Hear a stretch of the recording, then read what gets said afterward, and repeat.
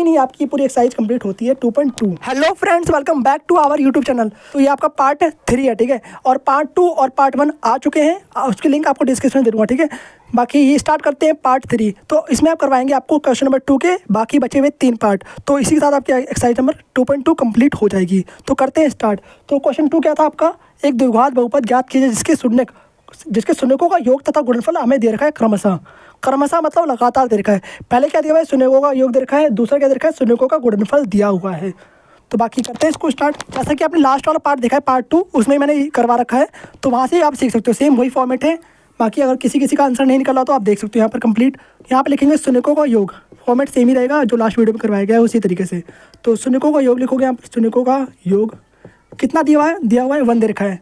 पहला लेना है शून्यकों का योग, याद रखना है। फिर दूसरा तरीका गुणनफल, यानी कि पहले को गुणनफल दूसरे को योग मान लोगे, उससे आपका आंसर गलत आ जाएगा। तो जैसा फॉर्मेट दे रखा है ना यहाँ पे क्वेश्चन में, तो इसलिए कहते हैं क्वेश्चन को ध्यान से पढ़ना चाहिए। अगर क्वेश्चन आप ध्यान से नहीं पढ़ोगे तो आपके आंसर गलत आएंगे, आप कर ही नहीं पाओगे सही तरीके से। तो जहाँ भी क्रमशः लग जाए, इसका मतलब लगातार, क्रमशः मतलब लगातार। तो पहला तरीका शून्यकों का योग, दूसरा तरीका शून्यकों का गुणनफल। तो यहाँ पर लिखोगे फॉर्मूला अल्फा प्लस में बीटा बराबर में होता है माइनस का बी बट्टे ए। कंपेयर कर दो उसको 1 से, ओके। बट्टे में कुछ नहीं तो 1 रहेगा, 1 सबके बट्टे में रहता है। फिर द्वारा शून्यकों का गुणनफल, तो यहाँ पे तरीका शून्यकों का गुणनफल, क्या तरीका शून्यकों का गुणनफल कितना दिया हुआ है हमें, यहाँ भी 1 तरीका है। तो दोनों जगह सेम दे रखा है 1 1। इसके बट्टे में कुछ तो 1 होगा, ठीक है। बट्टे में क्यों लिख रहे हैं, ताकि हम कंपेयर कर सकें, इसको कंपेयर करके हम ए बी एंड सी का मान निकाल सकें, और इसको मान लेते हैं हम समीकरण 1। तो ए बी और सी का मान निकाल कर हमें समीकरण 1 में पुट करना है। फिर हमें द्विघात समीकरण बनाना है, द्विघात बहुपद बनाना है, पोलिनोमियल्स, ठीक है। तो होता कितना है हमारा, अल्फा इंटू बीटा बराबर होता है सी बट्टे ए। क्या होता है, अल्फा इंटू बीटा बराबर सी बट्टे ए। समझ आ गई बात। दिया क्या है हमें, 1/1 दे रखा है। तो यहाँ से ए का मान कितना है, 1 आ गया। बी का मान कितना है, बी का मान कितना है, यहाँ पे इस तरीके से लिखोगे आप, माइनस बी इक्वल टू में 1, माइनस बी बराबर में क्या दे रखा है 1। तो इसको एज इट इज सेम इसको इक्वल कर देना है। बराबर का मतलब ऊपर वाले के इक्वल रहेगा, नीचे वाले के इक्वल रहेगा। बी को आप इक्वल कर दोगे किससे, 1 से, कर दिया। अब माइनस को उस तरफ भेज दो तो क्या हो जाएगा, माइनस का 1 हो जाएगा। तो बी का मान कितना आ गया, माइनस का 1 आया, ना कि 1, क्योंकि माइनस था बी कैसा था हमारा, माइनस का था। अब बी का जो माइनस था उसको उस तरफ भेज दिया हमने इक्वल के, तो क्या बन जाएगा, 1 माइनस का बन जाएगा। तो बी इक्वल टू में माइनस का 1, सी बराबर कितना है हमारा 1 है, तो सी का मान भी हमारा 1 आ गया। अब सेम वही करना है यहाँ पर, ए बी और सी का मान, वही जो लास्ट वीडियो में कराया ना, वही सेम फॉर्मेट है। ए बी और सी का मान समीकरण, एक स्टेप आपको सही से लिखना है, स्टेप के नंबर मिलते हैं, बार बार बता रहा हूँ आपको मैं, स्टेप के नंबर मिलते हैं। समीकरण 1 में रखने पर तो समीकरण 1 क्या है आपका, ax² प्लस में bx प्लस में c। यहाँ पर x की जगह आपको कुछ भी दे सकता है, ए से लेकर जेड तक। जितने भी अल्फ़ाबेट है उनको कहते हैं चर, जो कि आपने 7th क्लास में पढ़ रखा है। तो जितने भी अल्फ़ाबेट होते हैं उनको कहते हैं चर, और जितने भी नंबर्स होते हैं उनको कहते हैं अचर। तो यहाँ पर x जो है आपका चाहे चर है, तो चर की जगह आपका a b c t s p q r कुछ भी आ सकता है, ठीक है, x y z कुछ भी आ सकता है। तो यहाँ पे पुट करो, ए का मान कितना दे रखा है, 1 दे रखा है, तो 1 को यहाँ पर रख दो। 1 इंटू में x² प्लस में बी का मान दे रखा है माइनस का 1, तो यहाँ पर रखोगे माइनस का 1 x प्लस में सी का मान कितना है, 1 दे रखा है, तो 1 रखोगे यहाँ पर। 1 कैसा है, प्लस का है, तो प्लस का रख दिया। अब 1 को किसी से मल्टीप्लाई करो तो सी में आंसर आना है। तो 1 इंटू में 1 x² कितना आ जाएगा, x² आ जाएगा सिर्फ, प्लस माइनस हो जाएगा, माइनस लिख दिया यहाँ पर, x इंटू 1 x हो जाएगा सिर्फ, प्लस का 1। तो आपका आंसर आ चुका है इस तरीके से। समझ आ गई बात। अब अगर मानना है आपको चेक करना है, ठीक है, तो क्या करोगे आप, सेम जो हमने लास्ट क्वेश्चन किया था ना पार्ट 1 में, वही कर लो यहाँ पर। तो आपको दे दिया द्विघात समीकरण, ठीक है। अब द्विघात समीकरण का आपको पहले निकालना है शून्यक, फिर शून्यकों से क्या करना है हमें, शून्यकों का योग निकालोगे, फिर गुणनफल निकालोगे, तो आपका आंसर सेम यही आना है। आपको जाँच करना है ना, तो इस तरीके से आप कर सकते हो, रिपीट उल्टा चलो, आंसर आपका यही मिल जाएगा। जाँच करने का तरीका बताया मैंने। बाकी आप देखते हैं इसका सेकेंड क्वेश्चन, इसका 5th पार्ट, ठीक है, सेकेंड क्वेश्चन का 5th पार्ट देखते हैं। तो आप देखते हैं 5th क्वेश्चन। तो 5th क्वेश्चन क्या देखा आपका, माइनस का 1/4 और 1/4 दे रखा है, ठीक है। तो करते हैं इसको सेम उसी तरीके से। पहले लिखोगे आप शून्यकों का योग, ठीक है, थोड़ा जल्दी करते हैं। माइनस का 1/4, और होता क्या है फॉर्मूला, अल्फा प्लस बीटा बराबर में माइनस का b बट्टे ए। दिया क्या है हमें, माइनस का 1/4 दे रखा है, ठीक है, माइनस का a/4 दे रखा है। अब नीचे लिखोगे आप यहाँ पर शून्यकों का गुणनफल। सेकंड क्या होता है हमारा, गुणनफल होता है। तो क्या लिखोगे, गुणनफल, शून्य का गुणनफल कितना दिया हुआ है हमें, 1/4 दे रखा है, ठीक है। फॉर्मूला क्या होता है आपका, अल्फा इंटू बीटा होता है। Alpha into beta equal to में सी बट्टे ए लिखो, साथ में बराबर में इसको कर दो और कंपेयर करके ए बी एंड सी का मान निकाल दो और ए बी एंड सी के वैल्यू को पुट कर दो किसमें, समीकरण 1 में पुट कर दो। ओके, यहाँ पर थोड़ी फोकस लाइट ज़्यादा आ रही होगी, बाकी यहाँ पर मैंने चल रहा है, ठीक है। यहाँ पर लिखा हुआ है शून्यकों का योग, आप समझ सकते हो। कंपेयर करते कितना आ गया यहाँ पर ए का मान, दोनों जगह एक ही वैल्यू दे रखी है 4, यहाँ पे एक ही वैल्यू 4 दे रखी है, तो ए का मान कितना आ गया 4। अगर बराबर ना हो तो पहले बराबर करेंगे, जैसा कि हमने लास्ट पार्ट में देखा था, पार्ट 2 में। वहाँ पे एक क्वेश्चन था ना आपका, क्वेश्चन नंबर 2 का फर्स्ट वाला पार्ट, तो वहाँ पे ऐसे ही देखा था, वहाँ पे ए का मान बराबर नहीं था, तो पहले हमने ए का मान बराबर करा, फिर देन उसके बाद उसको फिर वहाँ से ए की वैल्यू निकाली थी। तो पहले अगर ए का मान बराबर ना दे रखा हो तो पहले ए की वैल्यू बराबर करोगे। मान लिया ऐसा क्वेश्चन आ सकता है कि यहाँ पर 3 दिया हो, यहाँ पर 4 दे रखा हो, तो पहले ए की वैल्यू को बराबर करोगे, उसके बाद ही आंसर सही निकलेगा। और यहाँ से बी का मान निकालते हैं, तो बी को कैसे करोगे इक्वल, माइनस बी बराबर में माइनस का 1, इस तरीके से लिखोगे। कैसे लिखोगे, माइनस बी बराबर है माइनस का 1, माइनस बी बराबर है माइनस का 1।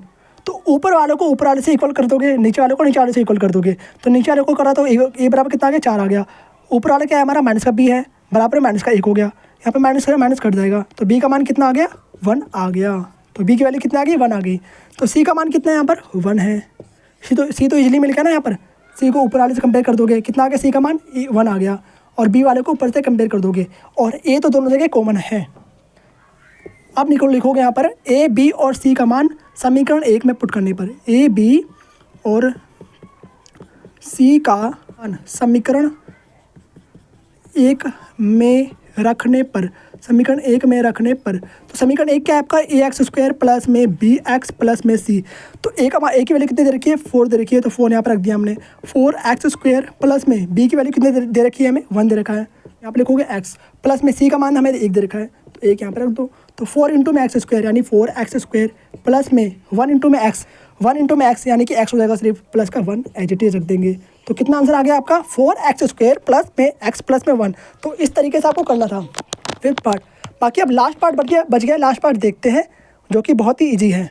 तो लास्ट पार्ट को जल्दी से करते हैं कंप्लीट। उसके बाद अगर आपको जांच करना है, कैसे करना है जांच, इसको उल्टा चलो, यहाँ से निकालोगे पहले शून्य निकाल के, फिर उसका जो हमने जैसे लास्ट वीडियो में कराया था ना वैसे करना है आपको। पहले निकालोगे शून्य, फिर देन शून्य से क्या करोगे, शून्यकों का योग निकालोगे, फिर गुणनफल, तो आपका सेम यही आंसर आ जाएगा। अब देखते हैं लास्ट वाला पार्ट इस क्वेश्चन का। तो अब देखते हैं लास्ट पार्ट 6th, ठीक है, सेकंड क्वेश्चन का। तो लास्ट है बिल्कुल, इसी के साथ आपकी एक्सरसाइज कंप्लीट हो जाएगी। तो पहला दे रखा है हमें शून्यकों का योग, तो क्या दे रखा है 4 दे रखा है, और दूसरा दे रखा है शून्यकों का गुणनफल, कितना दिया हुआ है 1 दे रखा है। तो शून्यकों का योग लिखोगे पहले, शून्यकों का योग कितना दे रखा है हमें 4 दे रखा है। होता क्या है हमारा अल्फा प्लस बीटा बराबर में सी बट्टे माइनस का बी बट्टे ए। तो आप ये 6 क्वेश्चन करते करते सीख जाओगे पूरे अच्छे तरीके से। और बराबर में लिखोगे 4, बट्टे में क्या है कुछ नहीं तो 1 होगा, तो बट्टे में 1 तो सबके रहता है, तो बट्टे में 1 लिख दोगे। और फिर लिखोगे शून्यकों का गुणनफल, शून्यकों का गुणनफल, ठीक है, शून्यकों का गुणनफल, ठीक है। ये लिखने वाले पार्ट बहुत ज़्यादा जरूरी होते हैं, इसको आप स्किप नहीं कर सकते। कितना दे रखा है हमें 1 दे रखा है, 1 रख दिया यहाँ पर। होता क्या है फॉर्मूला अल्फा इंटू बीटा बराबर में सी बट्टे ए। तो देखो आपके लिए भी मैं पूरा स्टेप वाइज लिख रहा हूँ, तो आपके लिए भी ज़रूरी है। एग्जाम तो मेरा नहीं है ना, एग्जाम तो आपका है, तो आपको पूरा स्टेप लिखना है, पर आपको मैं लिख के दिखा रहा हूँ ताकि आप भी इस तरीके से लिख सको, क्योंकि एक एक स्टेप मैथ में ज़रूरी है, स्टेप के भी नंबर मिलते हैंगे। तो सी बट्टे ए के इक्वल कर दोगे 1 को, 1 के बट्टे में क्या है कुछ नहीं तो 1 ही होगा, तो 1 तो सबके बट्टे में होता है, लिख दिया यहाँ पर।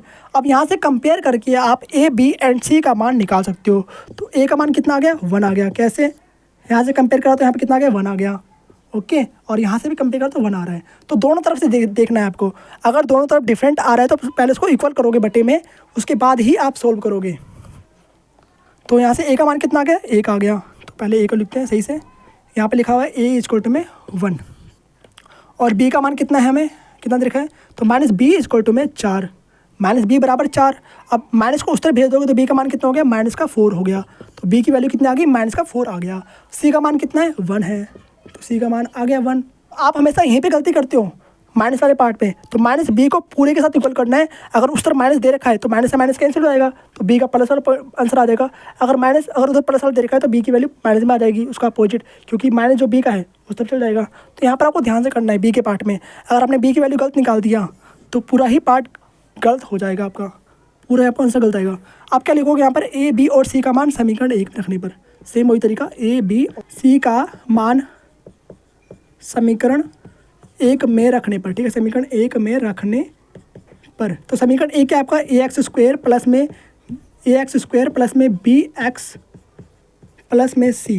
तो ए की वैल्यू कितनी दे रखी है हमें 1 दे रखा है, तो 1 इंटू में एक्स स्क्वायर प्लस में बी की वैल्यू कितनी दे रखी है -4 दे रखा है, तो -4 इंटू में एक्स प्लस में सी का मान कितना दे रखा है 1। ठीक है, इसे मल्टीप्लाई करो, सो कितना आ जाएगा एक्स स्क्वायर आ जाएगा एज इट इज़। ठीक है, प्लस माइनस माइनस हो जाएगा 4x का 4x प्लस में 1। ठीक है, तो आपका आंसर आ चुका है इस तरीके से। तो एक्स स्क्वायर माइनस का 4x प्लस में 1, और इसी के साथ आपका ये वाला पार्ट भी कंप्लीट